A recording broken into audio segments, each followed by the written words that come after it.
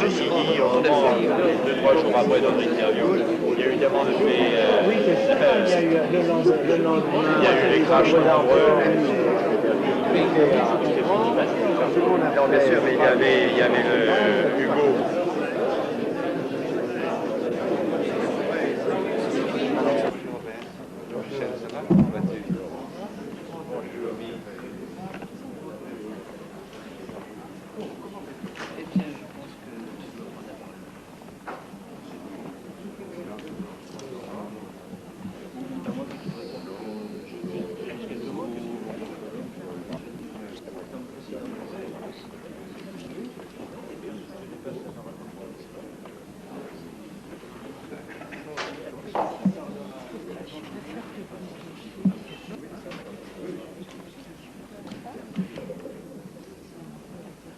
Monsieur le Président, chers amis, Mesdames, Messieurs, qu'il me soit permis de remercier au nom de Nouveaux Droits de l'Homme Laurent Fabius, qui, comme son prédécesseur Jacques Chaban-Delmas, nous accueille pour la remise du prix littéraire des droits de l'homme. Ce n'est pas par hasard que nous avons demandé à l'un comme à l'autre l'accueil de ce lieu officiel. C'est parce que le Parlement, et lui seul, reconnaît les droits de l'homme souverainement. Et parce que Jacques Chaban-Delmas, comme Laurent Fabius, ont toujours été en pointe dans ce domaine, tant pour la défense que pour l'extension des droits de l'homme. Nous comptons sur eux et ils le savent. Alors, pourquoi sommes-nous là ce soir?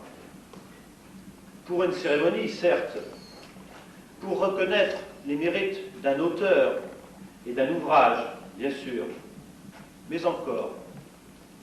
Je crois que nous sommes là pour donner un coup de projecteur sur la mémoire d'un homme, Guillaume Seznec. Un homme humilié, maltraité, par une police et une justice qui laissaient à désirer. Un homme présumé coupable, alors que l'article 9 de la Déclaration des droits de l'homme stipule que tout homme est présumé innocent. Je n'ai pas la prétention de faire le procès de la justice, ni de m'ériger en juge en clamant « Seznec est innocent ».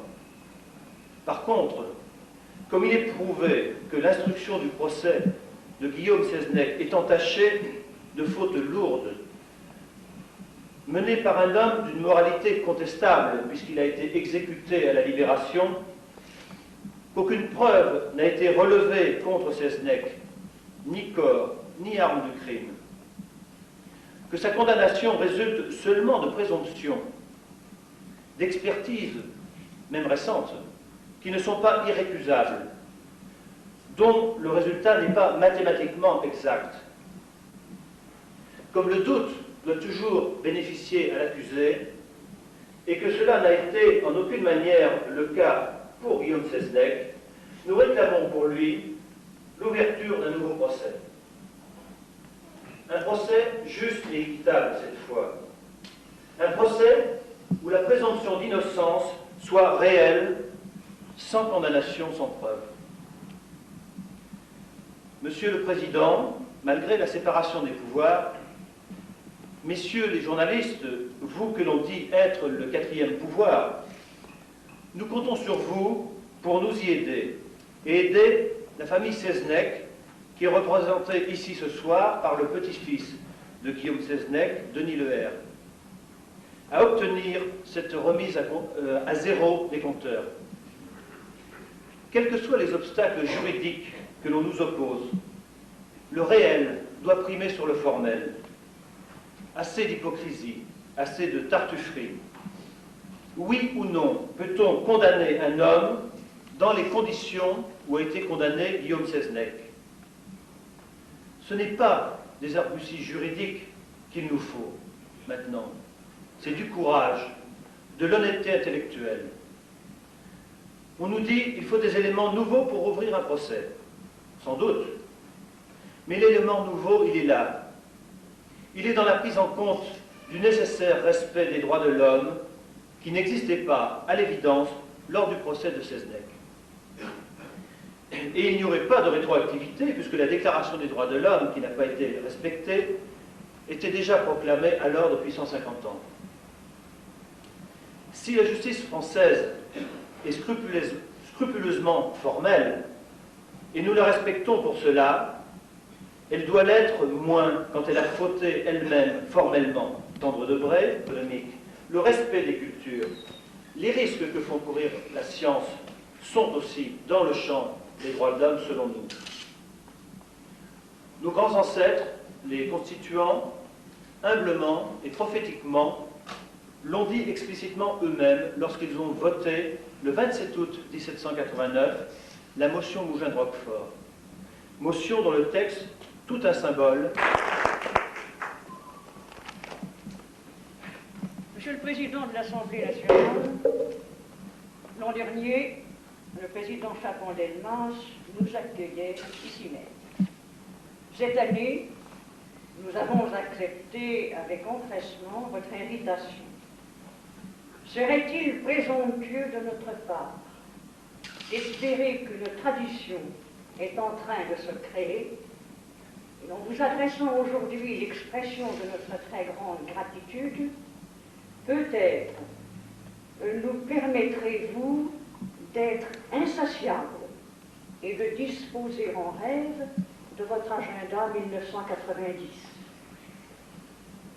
Monsieur le Président, droits de l'homme, nouveaux droits de l'homme, ce n'est pas sur vous, saturé de discours et de commentaires, que je ferai pleuvoir les vérités premières qui font pleurer dans les chaumières.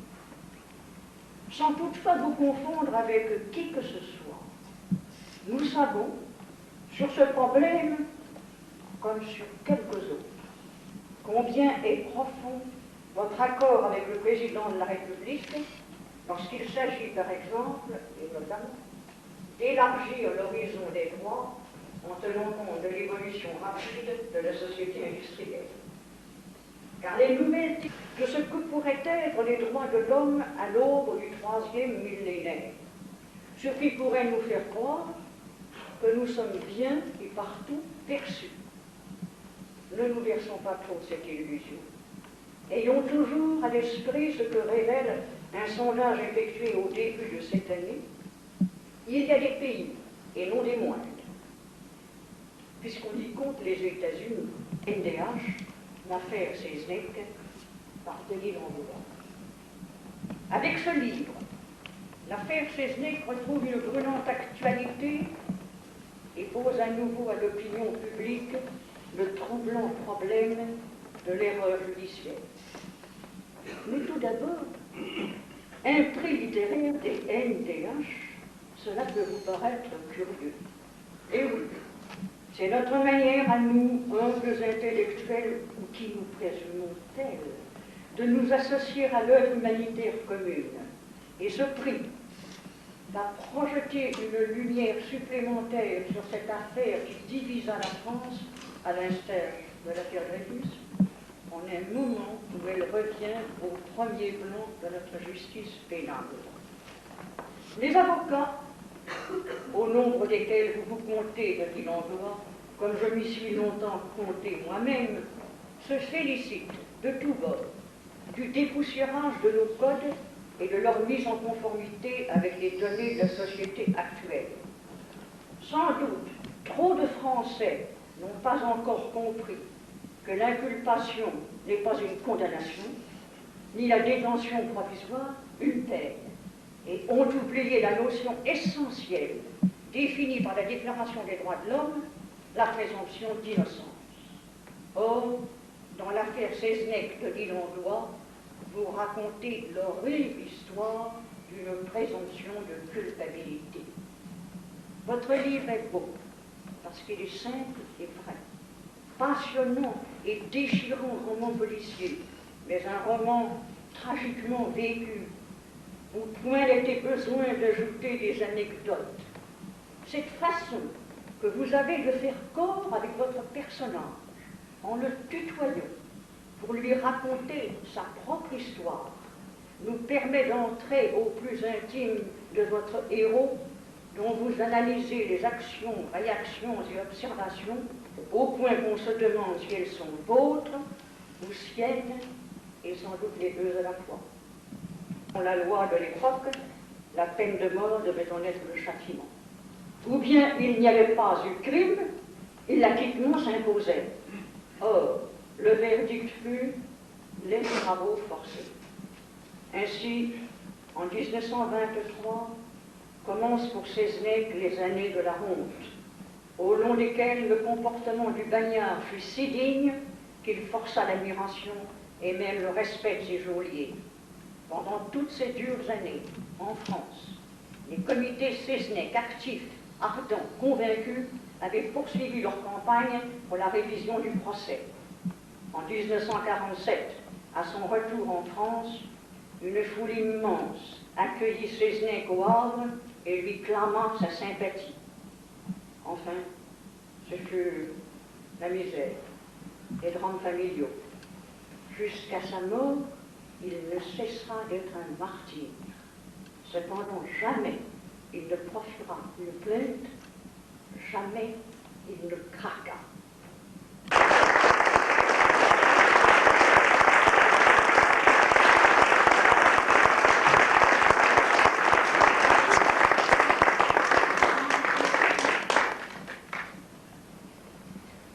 Monsieur le Président, Madame, Mesdames et Messieurs, chers amis, d'abord, laissez-moi vous dire le plaisir que c'est pour moi de reprendre le début d'une tradition instaurée par mon prédécesseur et ami Jacques Chaban-Delmas de vous recevoir pour remettre ce prix littéraire des nouveaux droits de l'homme. Plaisir d'autant plus grand que cette année, il s'agit d'une cause et d'un livre qui nous amène tous, s'il en était besoin, à réfléchir.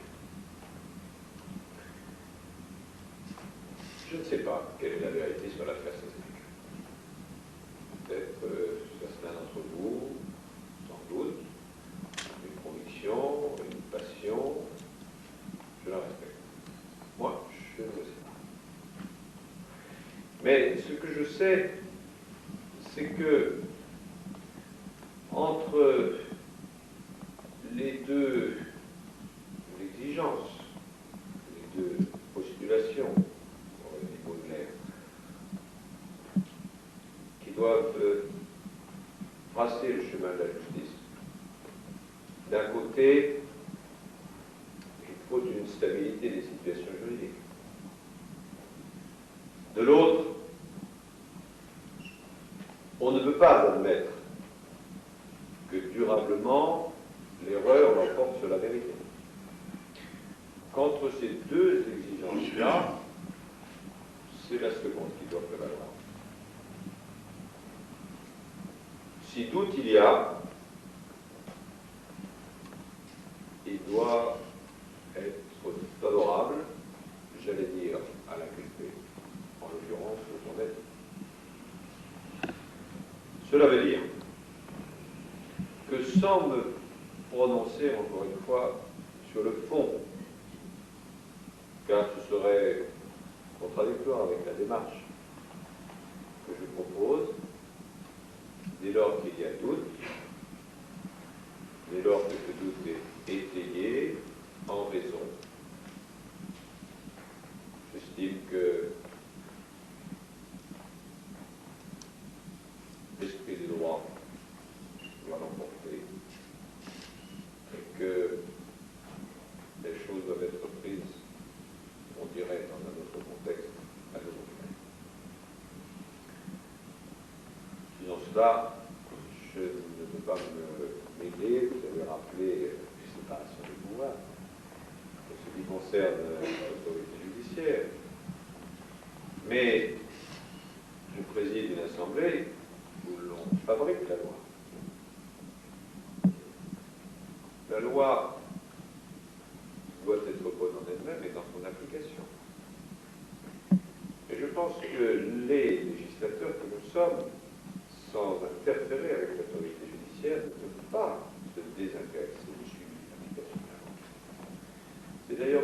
semble-t-il, une des grandes évolutions que nous allons connaître dans les années qui viennent.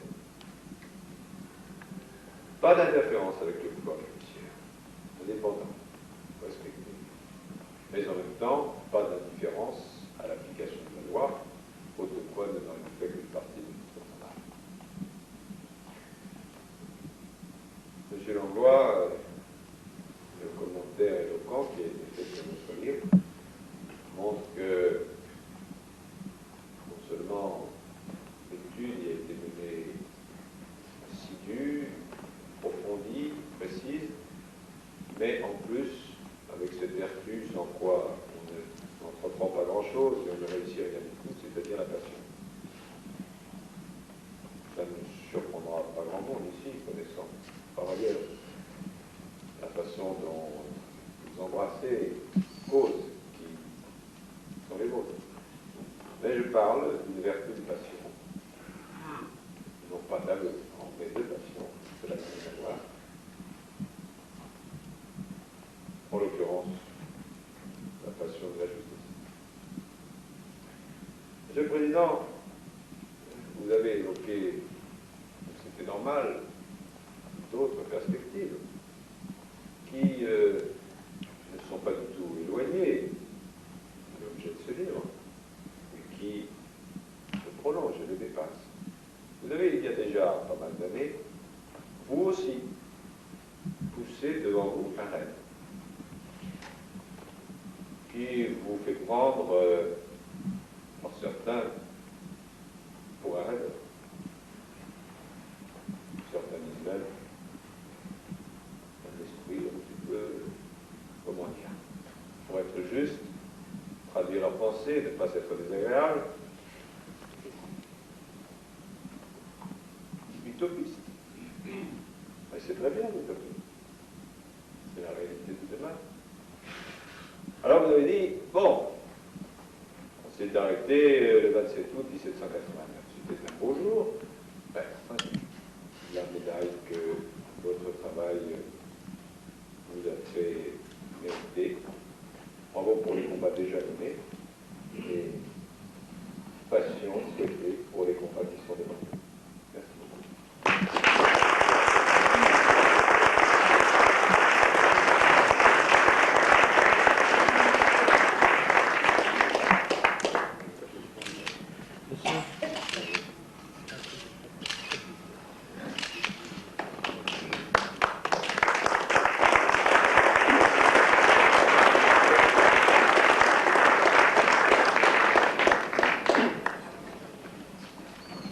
Sur sa famille et continue de l'accabler. Je vous parlerai de la lutte acharnée menée hier par sa fille Jeanne et aujourd'hui par son petit-fils Denis. Je vous décrirai cette justice sûre d'elle-même qui refuse obstinément de revenir sur les décisions presque divines qu'elle a rendues. En dépit d'expertise en écriture dont on a beaucoup parlé ces jours-ci, je vous répéterai avec force ma conviction qu'en 1924, la cour d'assises de Quimper a envoyé à l'enfer de Guyane un innocent, Guillaume Seznec, qui avait le tort d'être un coupable idéal. Je vous dirai qu'il y a aujourd'hui encore dans les prisons françaises des Guillaume Seznec qui crient leur innocence et que l'on n'entend pas. Mais sans doute tout cela sera-t-il de peu d'utilité. Les droits de l'homme sont un combat ingrat, toujours à recommencer. Un rempart que l'on essaie de dresser, mais que le flot emporte régulièrement et qu'il faut à nouveau reconstruire. Il est probable que d'ici la fin de ma vie, j'aurai encore l'occasion de m'indigner et de traiter de salaud un autre Premier ministre, quelle que soit sa couleur politique. Mais il est vrai que cette fois, j'aurai une raison supplémentaire de le faire. Essayer de mériter le prix des droits de l'homme que l'on m'aura décerné en 1989. En me l'attribuant, vous m'avez condamné pour toujours à l'irrespect et à la vérité. C'est pour cela que je l'ai accepté.